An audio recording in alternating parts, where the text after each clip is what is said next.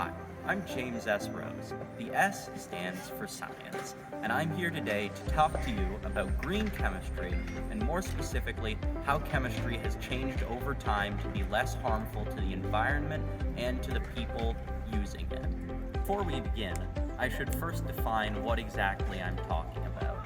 Less hazardous chemical synthesis is the study of finding less harmful ways to achieve the same results when creating and synthesizing chemicals for products. It's like how jumping off a bridge and just walking to the bottom both technically have the same result, but one of them is clearly the less hazardous option.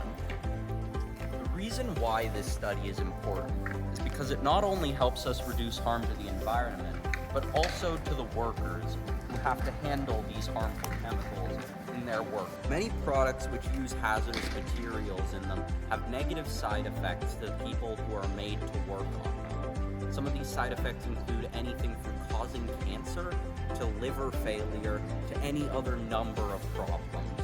And with the help of green chemistry and less hazardous chemical synthesis, people work to reduce these problems.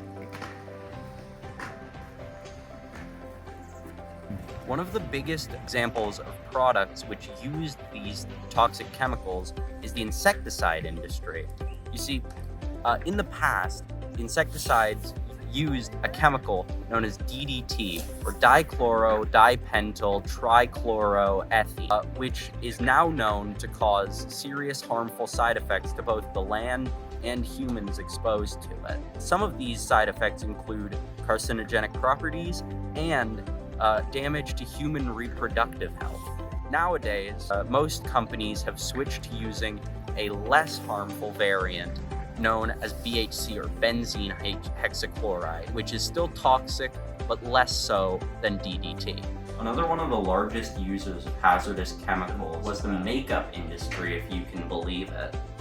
Until laws became more strict, lots of toxic chemicals were included as a common part of plenty of makeup products. These toxic chemicals included, among other things, formaldehyde, which is a known carcinogen, mercury, which is known to cause liver damage, and O-phenylenediamine, which can cause damage to DNA and increase risk of cancer in people with exposure to it.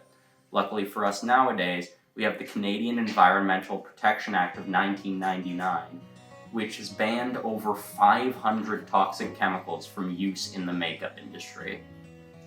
Now, I could ramble on and on about all kinds of different examples of toxic chemicals used over the ages in different products, like how gasoline used to have lead in it until 1996, or how aerosol cans used to employ chemicals known as chlorofluorocarbons, which could cause damage to the ozone layer.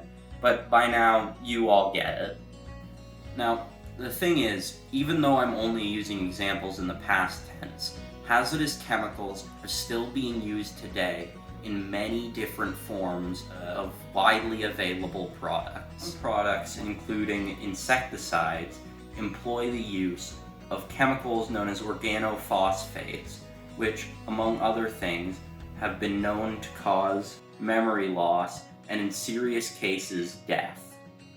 And this is only one of a variety of dangerous chemicals which are still used in the processes of making chemicals today.